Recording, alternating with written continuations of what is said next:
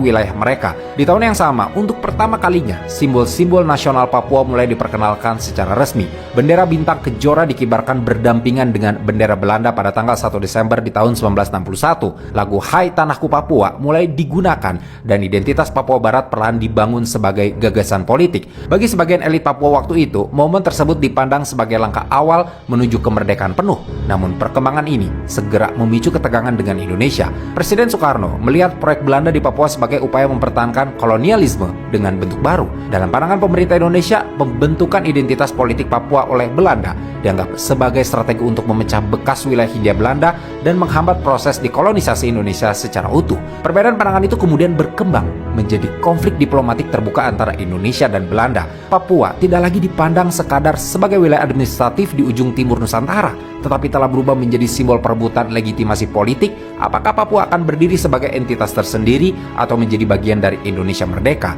Situasi semakin rumit karena konflik tersebut berlangsung di tengah perubahan besar politik global. Memasuki awal dekade 1960-an, dunia sedang berada dalam ketegangan perang dingin. Amerika Serikat dan Uni Soviet berlomba memperluas pengaruh politik mereka di berbagai negara yang baru merdeka, termasuk di Asia dan Afrika. Di tengah situasi itu, Soekarno mulai memposisikan Indonesia sebagai kekuatan anti kolonial yang aktif menentang dominasi Barat di dunia ketiga. Bagi Soekarno, persoalan Papua bukan sekadar sengketa wilayah. Ia melihat keberadaan Belanda di Papua sebagai simbol bahwa revolusi Indonesia belum selesai. Pidato-pidato Soekarno pada masa itu dipenuhi semangat anti-imperialisme. Dalam banyak arsip pidatonya yang kemudian dihimpun di bawah bendera revolusi, Soekarno berkali-kali menyebut bahwa selama masih ada wilayah bekas Hindia Belanda yang belum berada di bawah Indonesia, maka perjuangan kemerdekaan belum benar-benar tuntas. Ketegangan kemudian mencapai titik penting pada tanggal 19 Desember di tahun 1961 di alun-alun utara Yogyakarta. Soekarno mengumumkan Tri Komando Rakyat yang kemudian kita kenal sebagai Trikora. Isi Trikora meliputi menggagalkan pembentukan negara Papua buatan Belanda,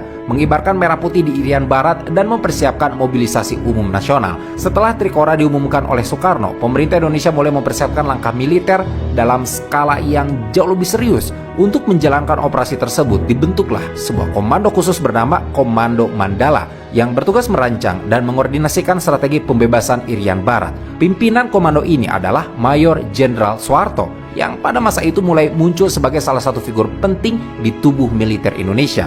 Melalui Komando Mandala inilah berbagai operasi penyusupan mulai dirancang.